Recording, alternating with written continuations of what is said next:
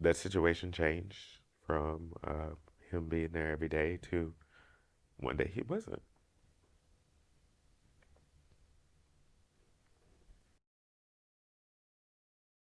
I welcome you to a safe space and we can have a conversation that leads to healing. Welcome to Put It on Front Street. I am your host, Pierre Bangs, for Put It on Front Street, a show talking about healing, traumas, triggers, and everything in between. Today's guest is Dwayne Grant. We will be talking about fatherhood and what it looks like in 2024. And I'm going to shoot it over to my guest so he can introduce himself a little bit more. Thanks, Pierre. You're welcome. Hi, everybody. I'm Dwayne Grant. I'm from a small town outside of New Orleans, Louisiana called St. James, right off the Mississippi River. That has a lot to do with what we're talking about today. So I'm very excited to be here. Good. I'm glad to hear it. So I like to, as they say, jump right into it. But today we're gonna have a little chaser. So you are a father of a 6-year-old. He's a beautiful little boy. Thank you. I would like to know a little bit about your relationship and how you are fathering him versus parenting him. That's a great question. First of all, he's the joy of my life. My son, it was probably one of the most incredible blessings that has ever happened to me. Um, and my ex-wife, it was something new, something that I always aspired to be, a father. I not only had a great father, but I had many other great men in my life that served as a parental figure, guiding wisdom. So having the opportunity and being blessed to do so is certainly one of the most important things to Yeah, I think we have to have a balance. We're born with feminine and masculine energy, me. so it's a blessing to have both parents. You know, Yes. some people don't, and their parents do the best that they can. So, with you seeing your ex-wife, how are you guys co-parenting him? Um, of course, it's very important to put all of our differences aside and prioritize him as the main objective. It's very easy to co-parent with her when we both have his best interests at heart. So communication is definitely key, but there definitely comes challenges and charting a new lifestyle, if you would, is definitely interesting as we evolve into um, not being parents of a newborn, but being parents of a 6-year-old, where he can talk back and he has his own emotions and his own feelings. And I just think that it's very important to encourage expression so that he would feel comfortable in even talking with either of us. Okay. What I've noticed about your interaction with your son is that you are about emotions, like Mhm. like good, bad, indifferent. You want him to be able to express those. Yeah. Was that something that was taught to you, or is that something that you learned over the course of your life? Um, Definitely something like a learned behavior, totally. Grew up around a lot of expressive people. Therefore, that was my environment. So expression was definitely never an issue. Learning how to express it in a healthy way has definitely been a challenge to this day. Um, with us, it's more so empowering him to know that his decisions are what should matter to him, essentially. Um, we introduced that through him working with art, honestly, allowing him to pick the different colors he wanted to use, allowing him to make decisions that, you know, oftentimes we find ourselves people trying to make those decisions for us and without giving us parameters to even think with our own mind. So now we're thinking with someone else's mind and being taught how to do every single thing. So I definitely understand how liberating and motivating it is for them to be basically the captain of their own ship and to make those decisions for themselves, but also be able to explain why. Okay. Well, that's very beautiful to hear because, a lot of us that, are raised in a two-parent or one-parent household that don't have one or the other Hmm. get kind of like taught by the streets. Yeah. And, you're doing a beautiful job at co-parenting with your ex-wife. Thank you. What I would say is, how do you manage your new lifestyle and how that, Interacts with. interacts basically with her and him? Okay. Come on, Oprah, with the hard questions.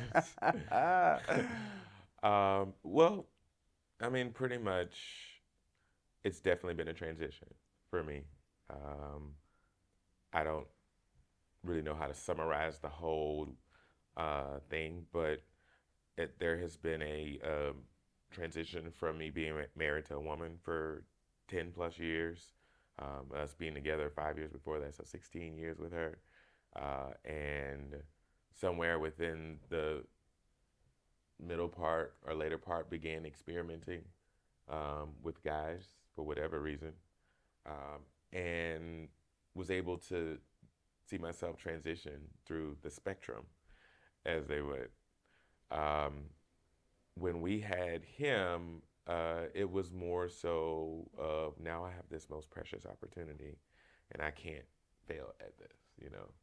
One of my mantras, or one of the things that guide me, honestly, is the song "This Little Light of Mine." I'm gonna let it shine, because I do see myself as a light. Um, he was a light given to both of us, so it's been one of the hardest things that I've actually had to deal with in my life, not being in his life every day. For whatever reason, me and her separated. Um, I think the unintentional consequence was never conceiving the thought of him not being there every day. And even when that situation changed, um, I we were still in proximity, right? So I was still an active father. I was still able to pick him up from school every day, um, look at his homework, and just kind of be with him through that development stage, to continuously just motivate him to um, be comfortable with his own decisions in his own mind. Um, One of the most memorable things for me is we were afforded the opportunity to have him go to private school out here. And he came home and was saying something about he wanted to um, have lighter color skin and um, hair like the white children had. And I let him know, um, we call him Bubba, his name is Blaze. I wanted to let him know that he was fine in being himself. He didn't have to be like them. Although they made up the majority, he was special. And in my fashion of the way that I was raised, my dad was a funk guy. He played in a disco band in the 80s. So that was one of the things I could hold on to with my relationship with my father. I'll explain that a little later. Um, but I put on the "Say It Loud, I'm Black and I'm Proud," and that became our thing. That's beautiful. I mean, I could just bust out and whisper, "Say it loud," and he's gonna yell, "I'm black and I'm proud" from the top of his lungs. And that's very like important to me. That situation changed from him being there every day to one day he wasn't.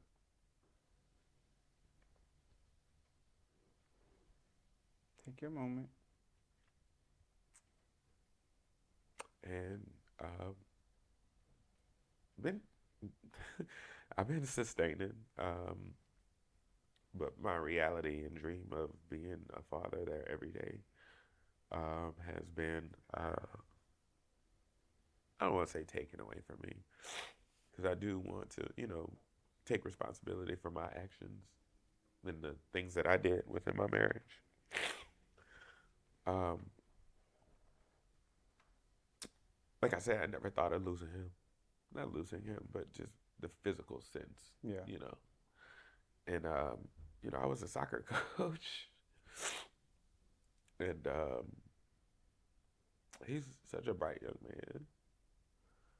Um, Well, I want to say this because Sorry. over the course of time that I've gotten to know you and see how you just light up like a Christmas tree, uh, talking about Bubba is beautiful. And I feel like he knows, and anyone that knows you knows how much you love and adore your child and that you are an amazing father. So I would say never ever doubt that just because you don't see him as often as you want to.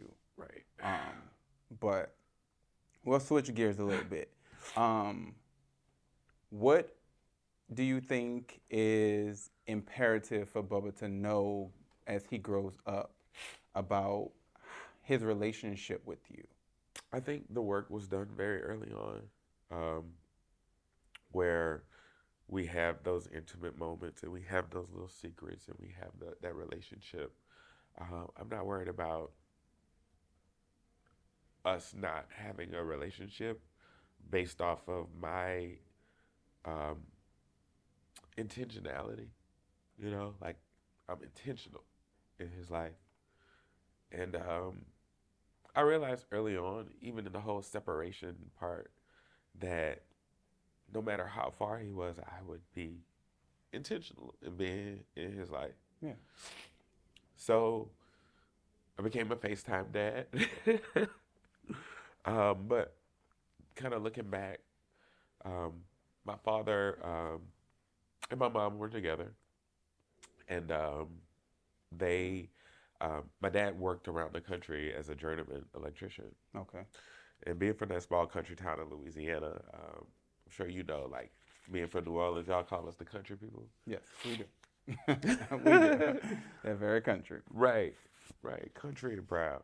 And we're back. We had to just take a brief moment to let my guest gather his thoughts and just process some of the tough conversations that he's having and dealing with right now in this moment.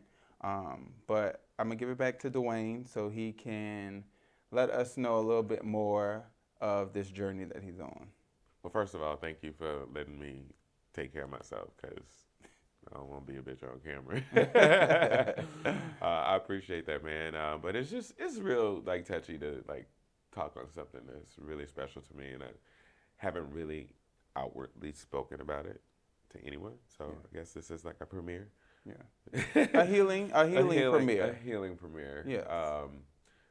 But where was I? I grew up In the right country. in the country, right off the Mississippi River. Got about 2 acres, all my family around. So like your cousins or your siblings and Oh, I know that your, well. then your aunts and uncles or your parent number twos, threes, and whatnot. Yes. So, I was pretty much the baby of the family, and I just knew that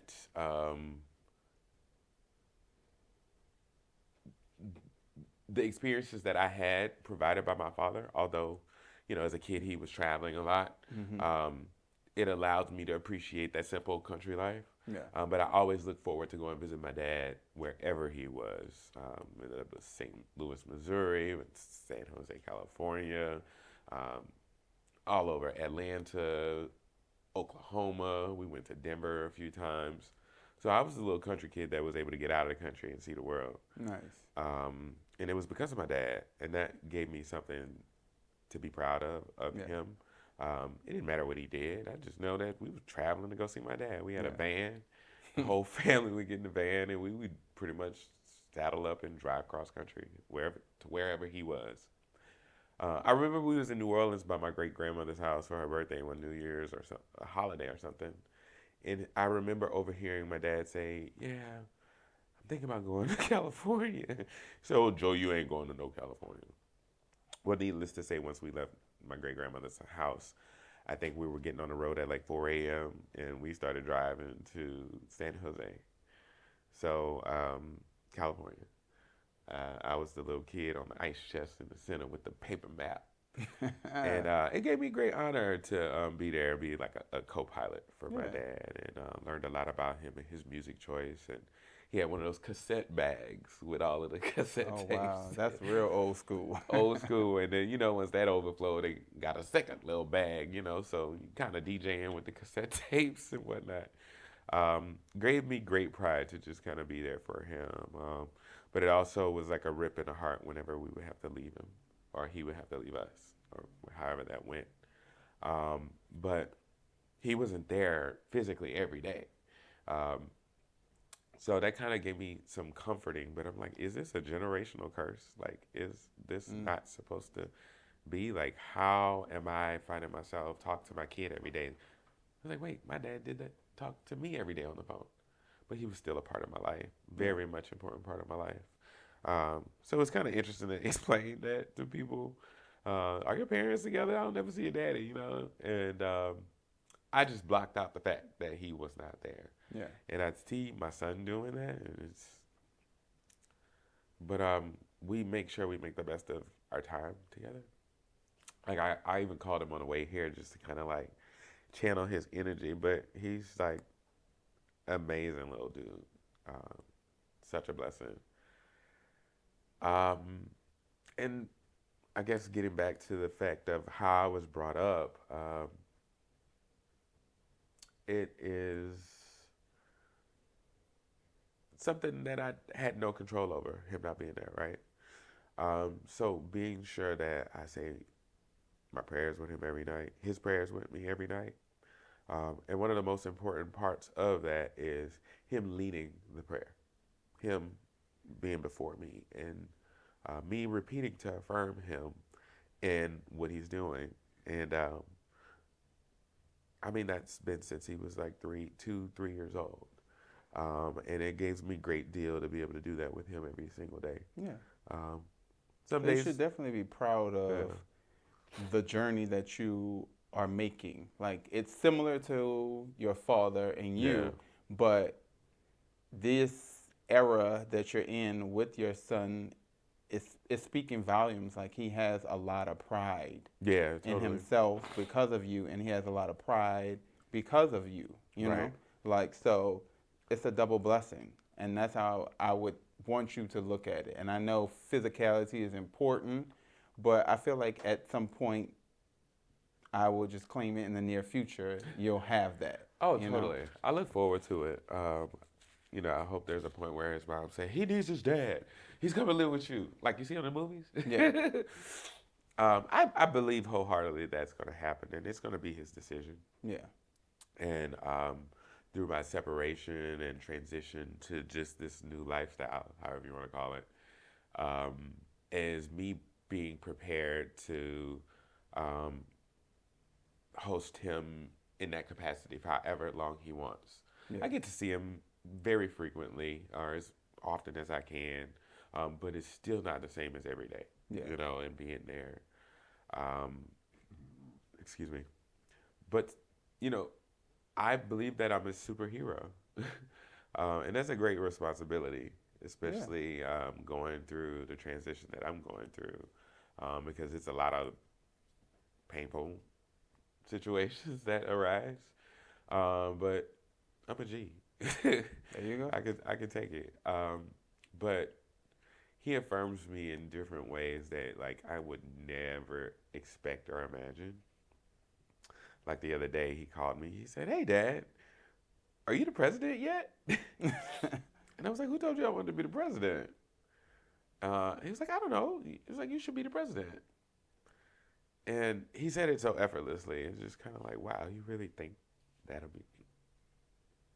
And that's a beautiful thing because I know I look up to my father, even though we went through our trials and tribulations.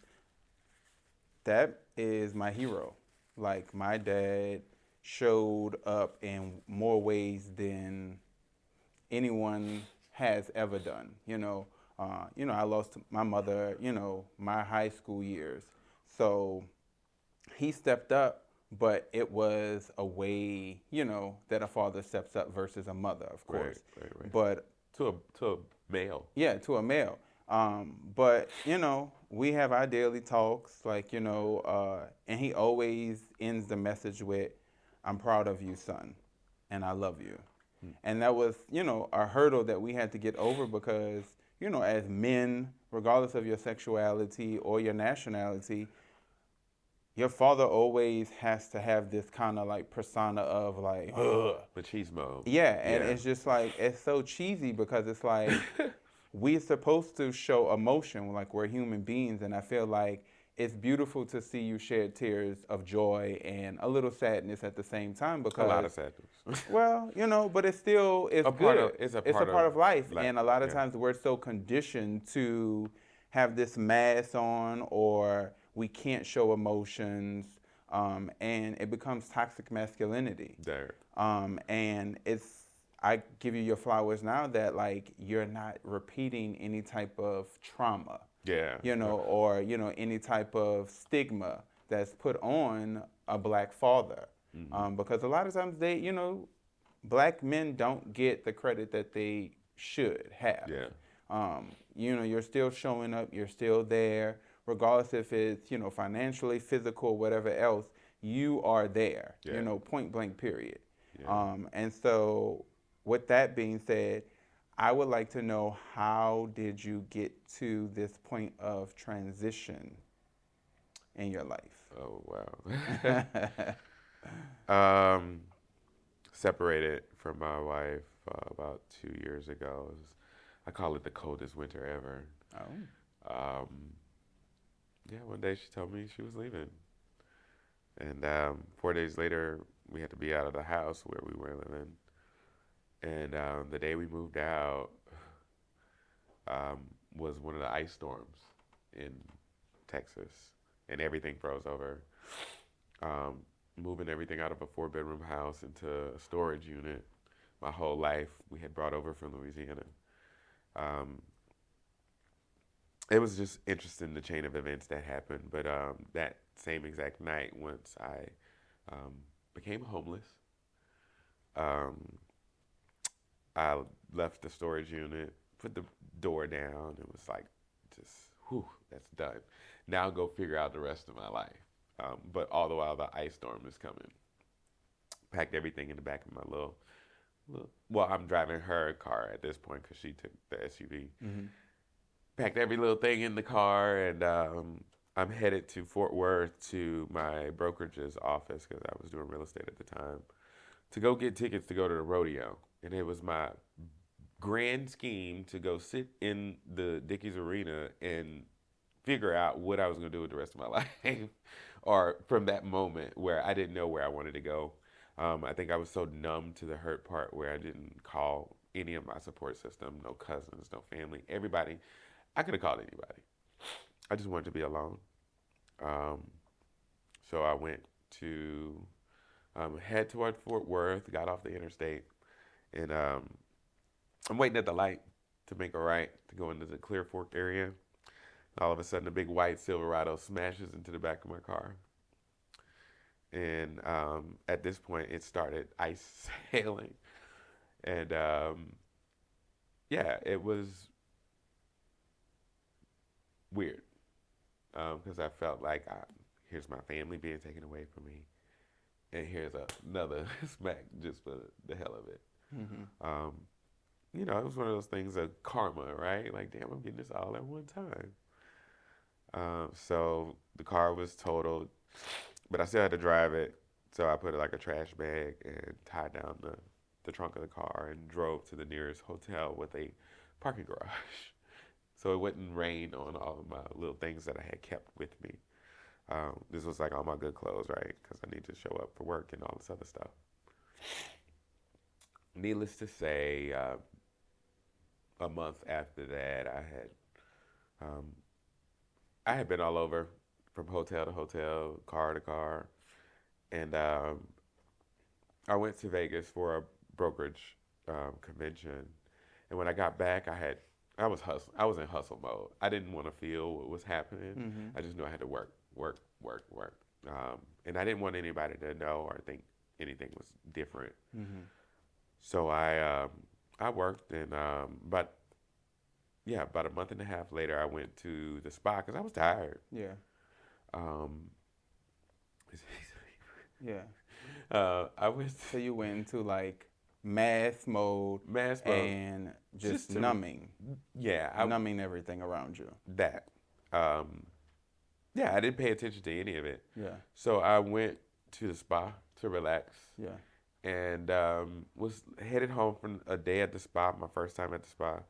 I was going to do it where I went, but this was a better situation.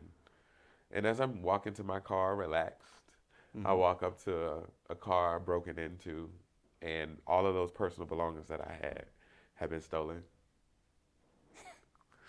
And I had a wow, big old plan, man. I was gonna go to the Omni Hotel and talk to people because, as a real estate agent, you're your own business yeah, owner. So your own brand. you're your own brand, and Yeah, I had made big plans to just go sit at the bar and talk and network and be me. yeah, Um, and yeah, I walked up to a car and all my stuff had been stolen.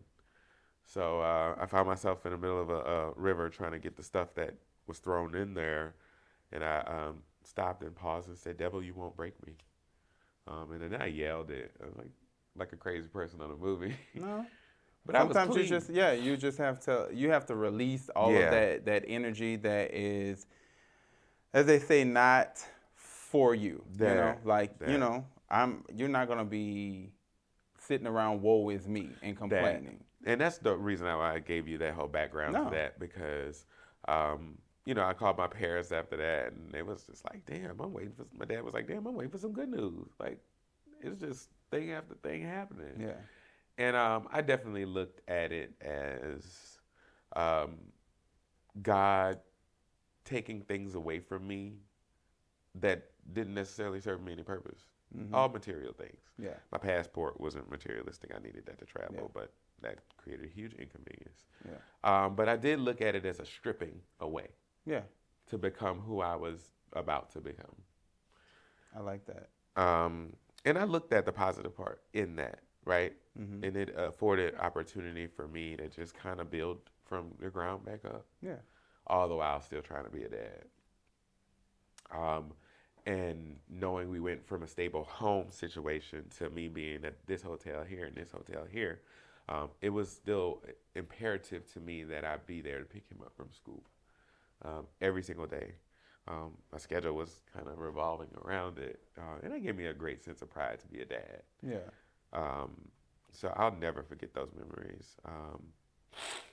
I think that's a testament to your character also because dealing with, divorce and of course, I don't know what that looks like or feels like, but from what I've seen with certain family members or friends that have been through it, it's like death and Yeah, then like trying to like basically resuscitate a part of you at the same time. So yeah, it's like I'm dealing with this situation, trying to show up and be there for my son and make sure that nothing overshadows that, yeah, all the while I'm dealing with so many different obstacles.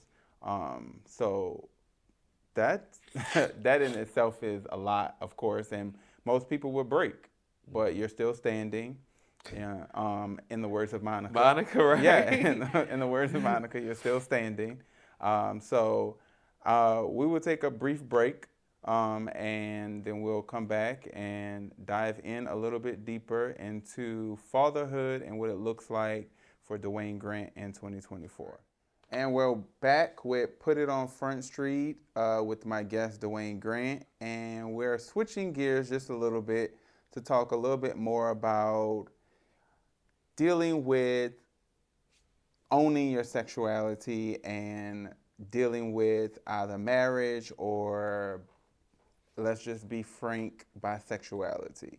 So, Dwayne, since you were married for 16 plus years, you have 10 plus. well, 10 plus, Yeah. and you have a beautiful little 6-year-old. When did you realize or recognize that you had an attraction to men? um,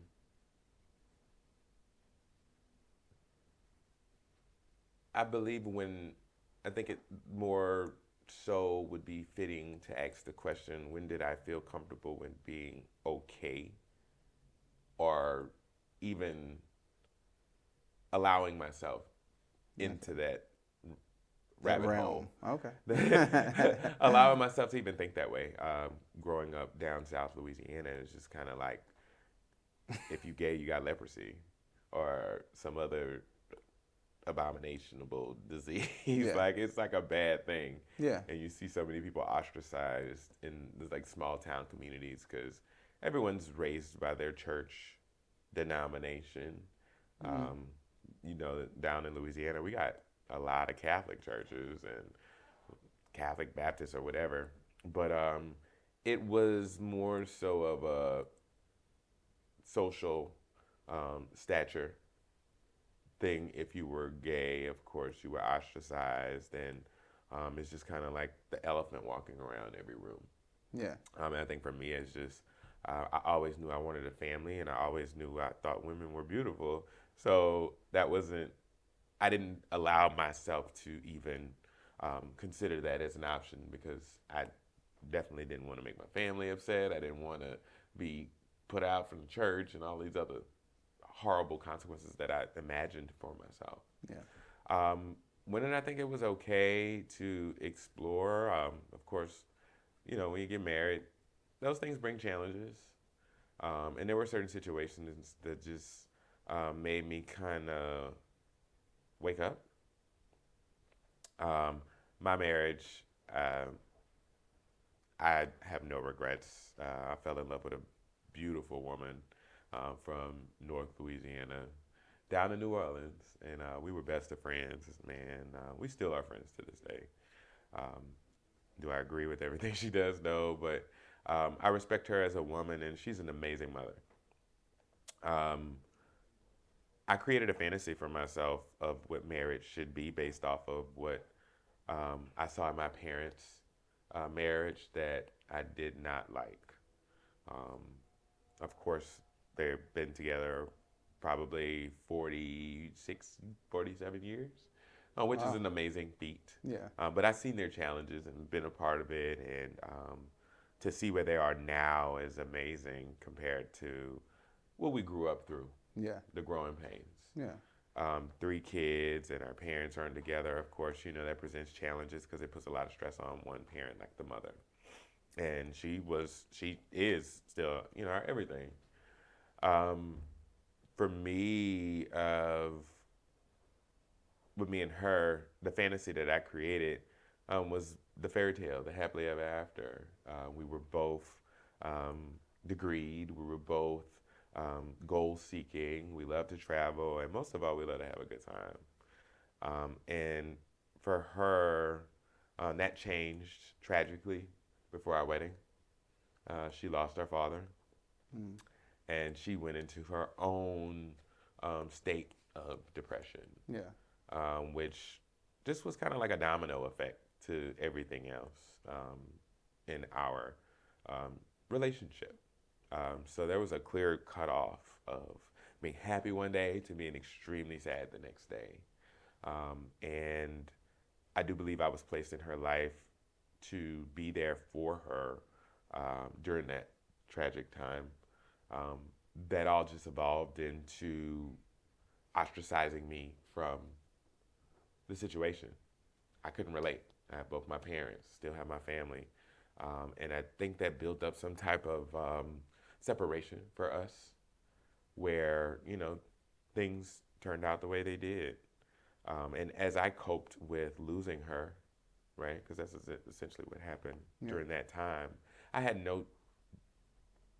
nothing I had done up until that point could prepare me for that. Trying to be there and being pushed away, trying to, so those things built up to a disdain. I was sad that she was always depressed because I saw my mom when she lost her father and how that made things for her. And then here I am just trying to have some sense of normalcy because here's my new family. Here's my new dream now coming to fruition. And putting a lot of putting a lot of responsibility on her to make me happy, which was incorrect in hindsight. Um, that fairy tale of being married to this beautiful princess was more so of a curse now. It was, it became very dark. Mm. Um, wasn't very active in relationships in high school. I just so many that I was a little chubby and I was a little not secure in myself. So I um, put a lot of focus on academics, um, the marching band. Like I flooded myself with activities to where I could just strive for achievement. Where I didn't really start dating girls until college. And when I got to college, boy, getting out the country and going straight to Southern University on the yard, I think that toxic masculinity kicked in to where I became that guy that was just kind of exploring females. I had a girlfriend first, that's something. And then after we broke up, I realized she left school. Um, I just became for the streets, just females. Um, my roommate and I were pretty much um, exploring whatever we wanted with females only. Of course, we had our moments, not together, no bisexuality, but there were moments where we would do group activity um, with females, switch females and everything, and um, that was just an experience for me. I don't think that there was like any emotion in that, and you can imagine through college how you're just figuring yourself out, and Mm-hmm. um, there were other guys around that I saw or was exposed to homosexuality that I just kind of shied away from. I did not condemn them, but I just knew I wasn't a part of it. But that's beautiful because, most guys, of course, when they are experiencing some type of, I would guess, latent Hmm. feelings towards them, it becomes like, oh, straight, DL, and then, like you said, toxic because they are trying to push those feelings down and submerge them with, like you said, you was for the streets. So basically, you was having your fun and your cake and eating it too, but it was just with females. Yeah, but I don't think that there was ever a moment of me suppressing it. I just knew that it was not an option, and you dare not go to that box. That wasn't even a thought. I didn't even look at guys in that way. One of my roommates, I had became class president, so now I'm in the front of the campus, and I have a corner suite in the dorm. And my roommate was very feminine, and I didn't. We could coexist because I knew that he knew who I was and I knew who he was, and it was more so of a like, oh, that's my cousin. Yeah, he a little weird. So when friends would come in to smoke, they was like, are we smoking with him? And I'm like, yeah, he's a person, Yeah. right? So it wasn't for my interest in him or any way. Um, I was just more so of a person that could talk to anybody, Yeah. You give everyone respect. everyone. And that's commendable because most, heterosexual men or just bisexual men, they that I've witnessed, they try to downplay somebody else and big up But yeah, themselves. yeah, So you just saying he's a human, like yeah, he's a person. Like why can't we smoke with him or right. why can't he chill around us, kind of thing. And he cool, Yeah, so I don't mind. I just I don't want to see nothing, yeah. right? So, but one day, boy, I walked in. Me and the girl was going in my dorm, and I had a little cut off to the side so the dorm parent could see. And I Hmm. cut off and opened that door, and I seen this huge masculine guy and my roommate, because his room was by the door. Hmm. My roommate was giving him head, and I just kind of like dropped everything and froze, and was like, "Oh, I'm sorry." And then I backed out the door, and I walked away, and then I went and called my best friend. I was like, "Hey, let's go play tennis," and it was like 2:30 in the morning. So we're playing tennis and I'm hitting balls, and I'm just like, oh my God, I just seen something. I can't think about it.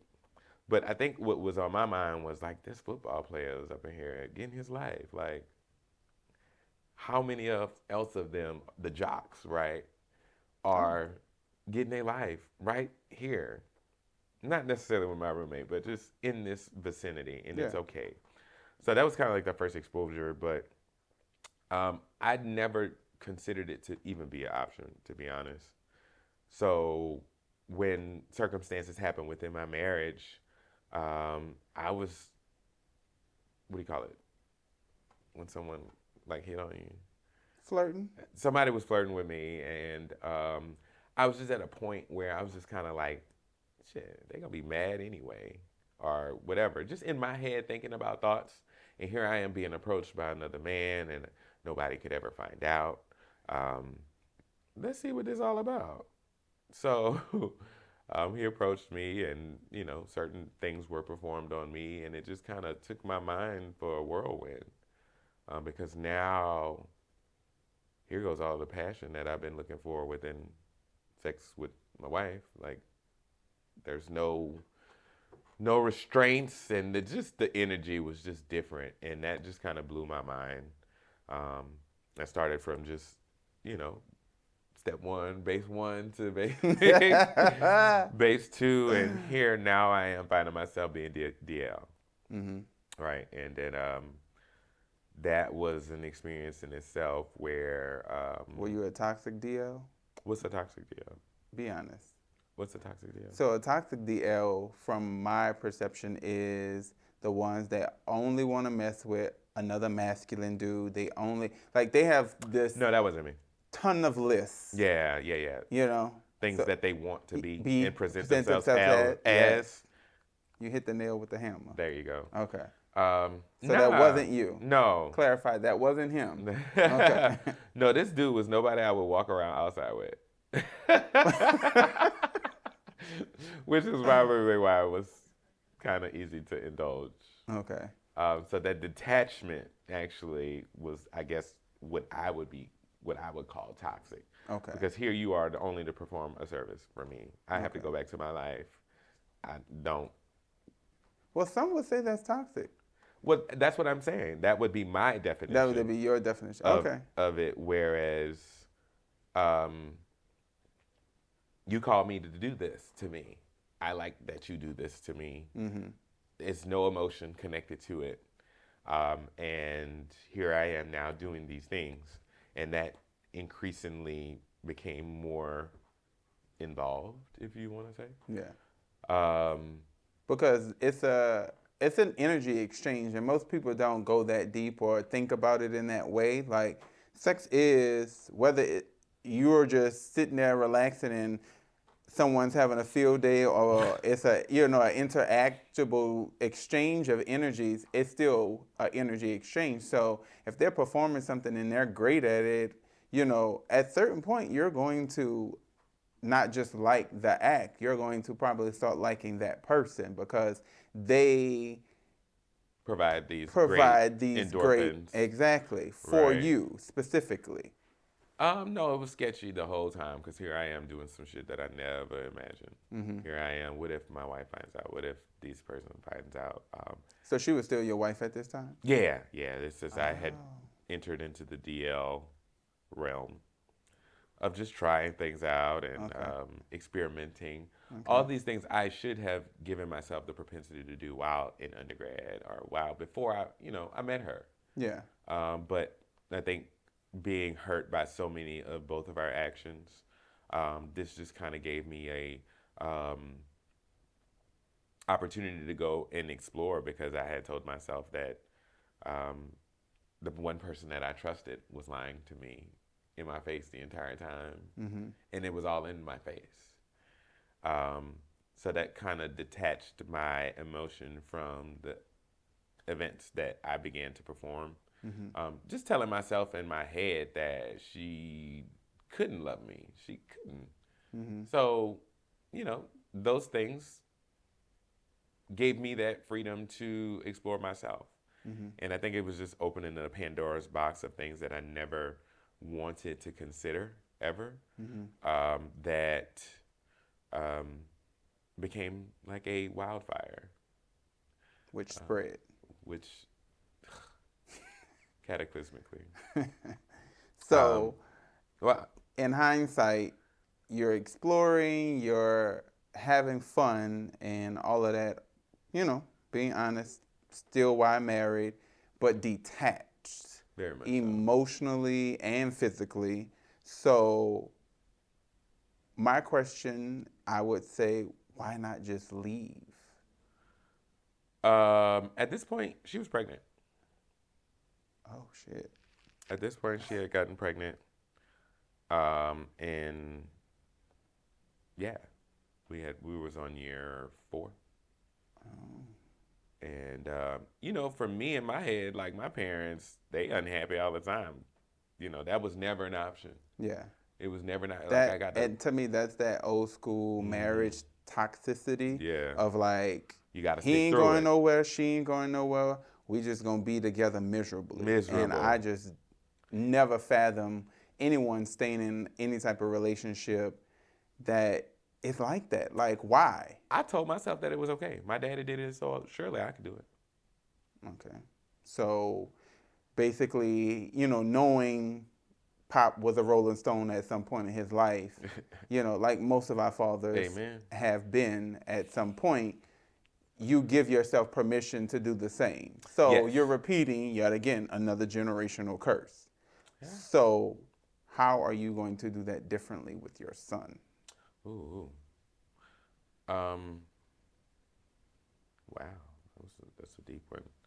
I think it's more so of being candid, and that depends on the closeness of your relationship. Hmm. Like he's 6 now. Yeah. There's no way we're talking about sex. We talk about private parts. Okay. He Yes. explored those at a very young age. That's good. I thought it was important for me and him. He wanted to get in the shower with me, right? Like it was important for me to not um, shun him off. Like, Dad, what's that? And being kind of interested in it. It was like comparing each of us. I didn't get that opportunity with my dad. Yeah. And I'm I not saying think that I was looking for it. not to much interrupt you, I think that's very, very important for young men and young women that have both parents to be comfortable to ask those questions at a young age because children are curious Yeah, already. yeah, So that I feel like that closeness that you have with Bubba prevents an outside source, yeah.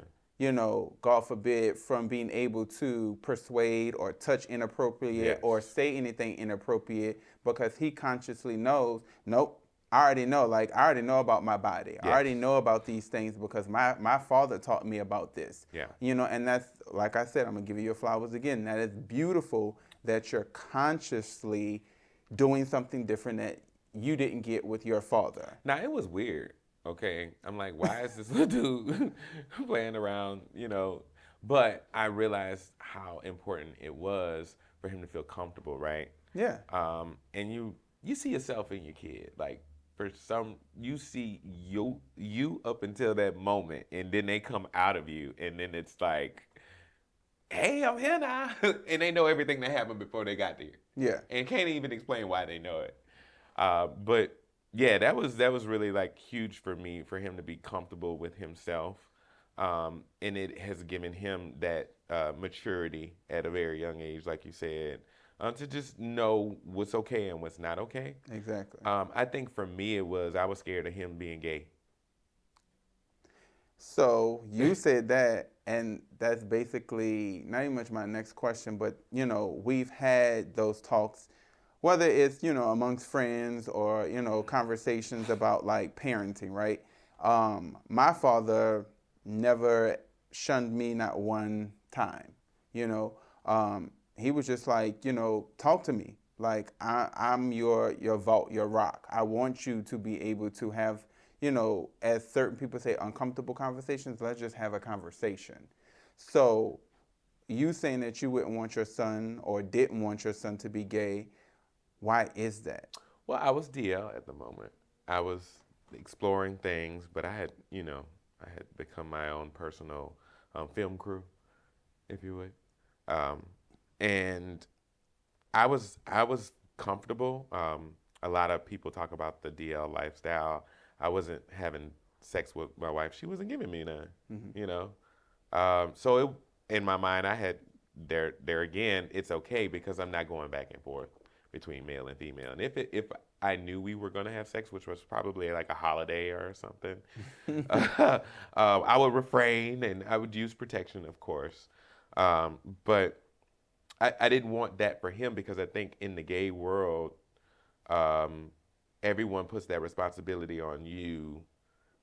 You're gonna make your child gay. You're gonna make you're gonna be the reason that they are this way, and you are shaping their life because of your lifestyle choices. And that's something that I've been very cognizant of as as long as he's been alive. Um, First and foremost, beyond sexuality, you are a man.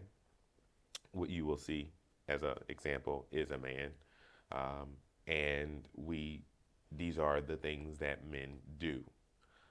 In that time, I was able to show him as far as my one of the things I took great pride in was taking care of my lawn. Before that got too hot in Texas, I paid him $40 for that landscaping.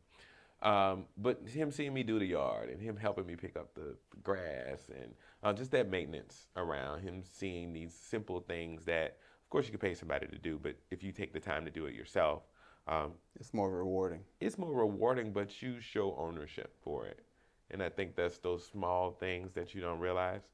Also, with me cooking from Louisiana, so boiling seafood is a big thing for me.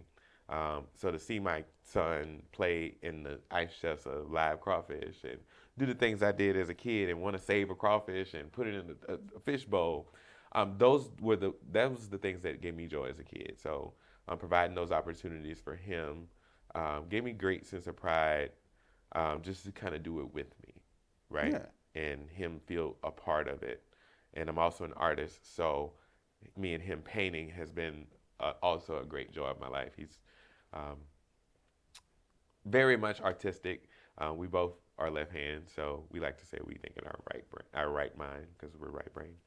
Um, and just being able to tap into that creativity for him. So pairing that with sexuality and just guiding him in a way that is purely non-sexual, just humanistic, Yeah. would probably be my approach if you were to classify it. Yeah. Everyone should be treated with dignity. And one of the other major key components of majorly in this generation, um, the most important thing with my son is having eye contact. These kids are flooded with technology, different distractions. And if I can go back to my hometown and realize that the most important thing where, or the most important lesson that was taught to me was knowing who I was and whose I was. And I think that's what sets my standard of excellence as I navigate throughout the world. But for him to be able to look at me and have eye contact, Yeah. that gives respect. That gives me that you're paying attention and you're synthesizing what I'm saying to you so that you can formulate a response or an educated response. Yeah. So just being more intentional, and like I always say, sexuality is the last thing on the list. That's The very last thing on the list. And I appreciate your candid, like, like, yes, at that time, that's how I thought. Now you just want a happy, healthy, respectable kid. And whatever he deals with, that'll come later and you can have that discussion. So for right now, we're going to take a short break and we will be right back. We'll put it on Front Street with my guest, Dwayne Grant. Thank you.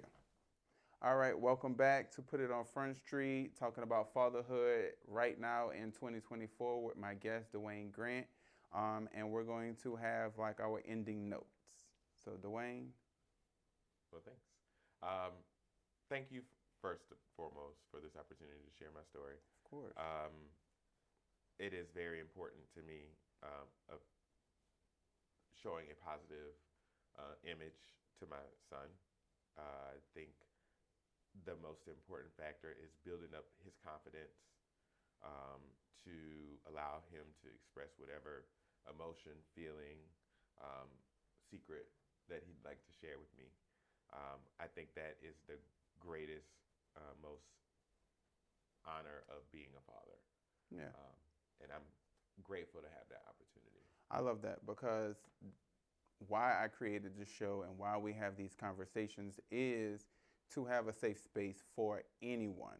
Regardless of your sexual background or your nationality, I want people to be able to have conversations.